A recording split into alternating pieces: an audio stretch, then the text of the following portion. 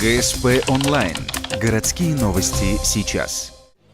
Пятница, 17:00, Центральная библиотека. Презентация книги «Спортивная хроника университета». В сборнике на основе архивного материала рассказана история развития спорта в УГТУ.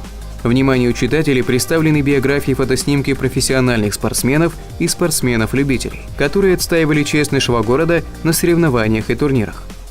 Поскольку я тоже любитель спорта, когда-то тоже бывший спортсмен, разрядник в некоторых видах спорта, поэтому для нас эта тема и была интересной. Интересные ребята, интересные виды спорта, интересен сам дух. Вы можете увидеть это и на фотографиях особенно. Вы прекрасно знаете, что фотографии больше отражают эмоции, нежели сухие строчки. Авторы книги Пантелеймон и Александр Ершовы – заядлые поклонники спорта. Книгу писали около 3 лет и выпустили небольшим тиражом, всего 1000 экземпляров. Один из них подарили Ухтинской центральной библиотеке. И еще один экземпляр планируют передать в Национальную библиотеку. Остальные книги раздадут спортсменам.